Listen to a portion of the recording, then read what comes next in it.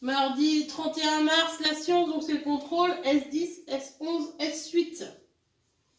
Donc aujourd'hui c'est le contrôle de science, donc il fallait revoir S10, la classification animale, S11, l'adaptation au milieu de vie, et S8, le stade de développement des animaux. Mais je pense que ça c'est... J'espère que vous avez bien compris. Donc relie chaque animal à sa catégorie, donc vous avez des animaux, et il faut les relier ici à qu'est-ce que c'est. Ensuite, vous avez parmi les animaux ci-dessous, entoure en vert les vertébrés, donc ceux qui ont des os, et en bleu les invertébrés, ceux qui n'ont pas d'os. Voilà, parmi le lapin, la guêpe, le loup, le requin, l'escargot, la pieuvre. Ensuite, je vous aurais mis un petit tableau, comme on a fait ensemble en classe. Celui-là, on l'a fait en classe, enfin, quelque chose de très similaire.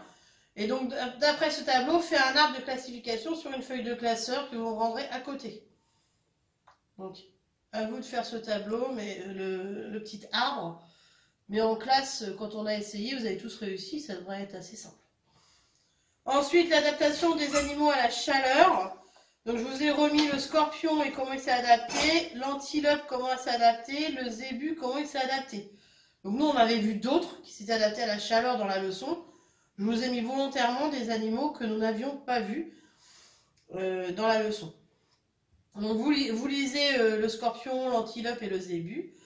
Après cette lecture, qu'est-ce qui permet à chacun de ces animaux de survivre sous les climats très chauds, secs et arides? Donc le scorpion il fait comment? L'antilope fait comment? Le zébu fait comment?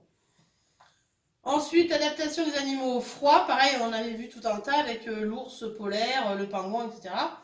Le manchot. Donc là, j'ai mis une sorte de petit poisson hein, qui s'appelle le Nototheniodei. Et donc, vous lirez le petit texte, il va résister au froid d'une manière assez particulière.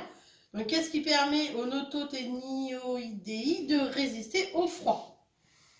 À vous de me le dire après la lecture du texte. Ensuite, comment les plantes s'adaptent-elles à la vie en montagne? Ça, on l'a vu en cours. Ensuite, dans S8, on a vu deux manières de se développer. Donc, le développement qui est le petit qui ressemble à l'adulte. Le petit, comme on l'appelle. Il aura uniquement des transformations de la taille et de la masse dues à la croissance et vous me donnez 3 exemples.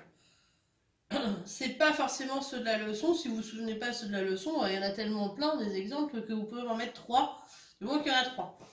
Ensuite, il y a le développement de l'autre, où le petit ne ressemble pas du tout à l'adulte, on l'appelle comment le petit.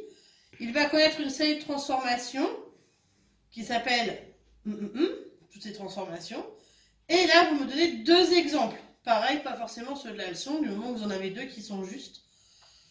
Ensuite, je vous ai remis la métamorphose du papillon. Donc, à vous de me remettre en légende la chenille, la chrysalide, l'œuf, le papillon et l'éclosion.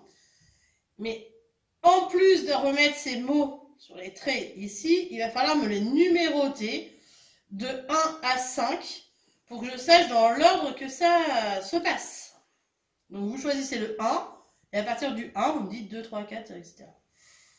Voilà, donc n'oubliez pas les numéros, parce qu'il y a 5 points pour les mots et 5 points pour les numéros sur cet exercice sur 10 points. Donc voilà pour le contrôle que je pense pas trop compliqué. Voilà, merci.